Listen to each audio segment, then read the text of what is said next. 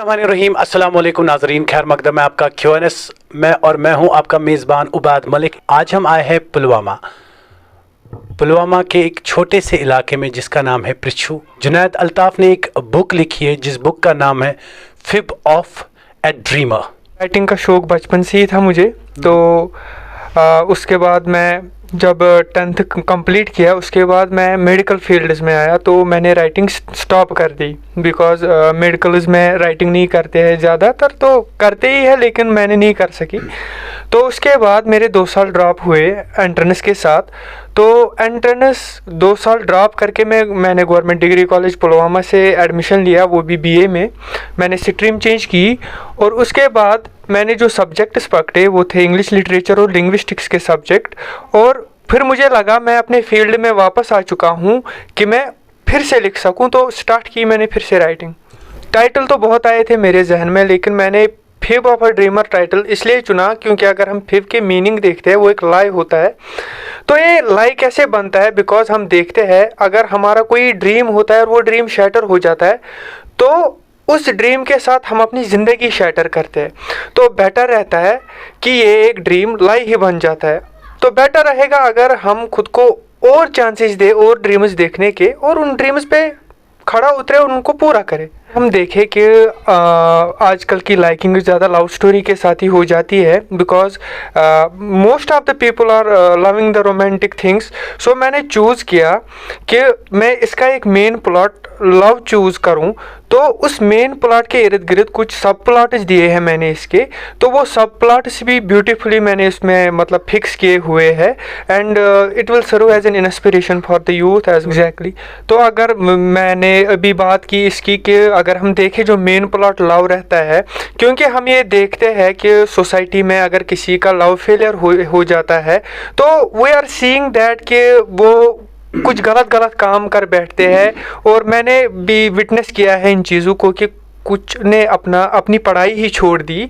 तो वैसे ही मैंने जो मेन प्लॉट इसके साथ टच किया है, उस मेन प्लॉट में जब ये लव स्टोरी के साथ डील करेगा तो सडनली हीरो का भी फॉल आने वाला है इसी नावल में।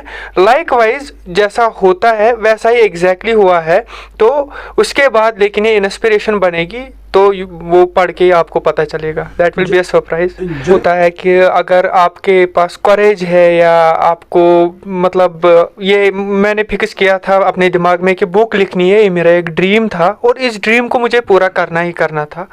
सो अगर टाइम की बात करें, इस बुक को नियर अबाउट 1 साल और 2 to 3 महीने लगे मुझे लिखने में। तो लिखते लिखते मैं लिखता रहा और दिन भर कॉलेज भी घर का काम भी, तो नाइट में मैंने इसको नाइट शिफ्ट्स किए तो मैं नाइट में भी लिखता था, लेकिन मैक्सिमम टाइम मैंने नाइट में ही लिखा है।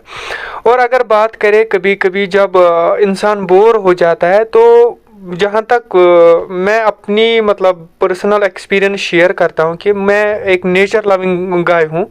तो मैं घर से निकलता था और जाता था यही कहीं पे, वो छोटी सी नदी बहती थी वहीं बैठ जाता था, और जब वो पानी की आवाज़ें आती थी तो नए नए आइडियाज़ क्रैक होते थे। मेरे हाथ में डायरी और पेन वहाँ पे भी होता था, मैं मैक्सिमम भी वहाँ से भी मैंने लिखा हुआ है। लिखना मेरे लिए एक पैशन नहीं है, it is a profession for me, because मैंने इसे चूज़ किया है because and I love writing. And another thing that जो मेरे टीचर्स रहे उनका अच्छा सपोर्ट रहा है, बट मेरे लिए जो रोल मॉडल बने हैं या आइडल मैं कहूँगा वो तनवीर सर है, और जो अनंतनाग डिस्ट्रिक्ट से है और पुलवामा डिस्ट्रिक्ट में उनकी पोस्टिंग हुई है GDC पुलवामा में। तो उनकी हेल्प और उनका सपोर्ट कंटिन्यूसली रहा है इस बुक में।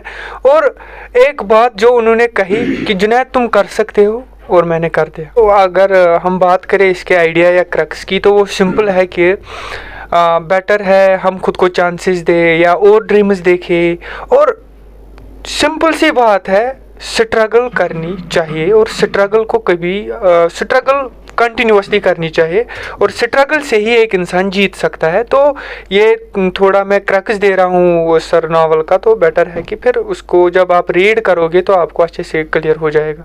यूथ इंस्पायर हो या ना हो, it depends upon their reading, वो कितना सीरियस ले सकते हैं। या I know that many guys will criticize me, but it is a part of this, and I have to take the criticism, and I must have the answers for their questions. तो at the same time जिनको inspiration लगेगी वो ले जाएगी inspiration, because जो मैं आपको बोल रहा हूँ कि ये मैंने इंस्पिरेशन बनाई है खुद ये book, so they will read it. अब रही बात मार्केट की, तो मैं देख रहा हूँ कि यूके में ये अच्छा मार्केट कर रही है। Near about 10 to 12 Kindle version UK में डाउनलोड है, कनाडा में 4 हुए हैं और इंडिया किंडल भी नियर अबाउट 18 टच कर चुकी है। कि कौन कैसे लिखता है हम देख सकते हैं कि अगर मैंने टच किया है तो मैंने फिक्शनल नावल लिखी है, तो नॉन फिक्शन भी आता है, that will be according to the real life situations. तो उनके लिए डिपेंड करता है, कोई बायोग्राफिकल स्केचेस भी लिखते हैं तो वो उनके लिए that is not a big deal. तो लेकिन फिक्शन में टच करना, I am not criticising anyone, लेकिन फिक्शन में टाइम लगता है। You have to make and at the same time once you are in a novel you have to see the cause and effect, कि अगर मैं ये चीज़ कर रहा हूँ इसका काज आता है नहीं, अदरवाइज अगर आप में काज और इफेक्ट लूज हो जाता है तो नावल कंप्लीट नहीं हो सकती। तो अकॉर्डिंग टू मी जो मेरी राइटिंग है, मैंने पसंद किया है ज़्यादा नाइट में ही लिखना, वो भी बल्ब का यूज़ नहीं किया है मैंने। I wrote in the candle light. I hope कि इंशाल्लाह I want to be a writer. At the same time, my dream is different. I want to be in the department of teaching. Youth के लिए simple see message है कि better है हम struggle करें, and if we are suffering then we have to struggle, and इंशाल्लाह we will yield the good things. And अगर उनके पास टैलेंट है तो वो प्रमोट करे, मतलब अपना टैलेंट बाहर लाए, और आप जैसे जो लोग हो आप इनको प्रमोट करो, सारे टैलेंट्स को प्रमोट करो। इंशाल्लाह यू विल सी कि कश्मीर में टैलेंट कितना है। और राइटर्स के लिए ही मैसेज रहेगी कि they shall continue their writing, and inshallah the best is yet to come.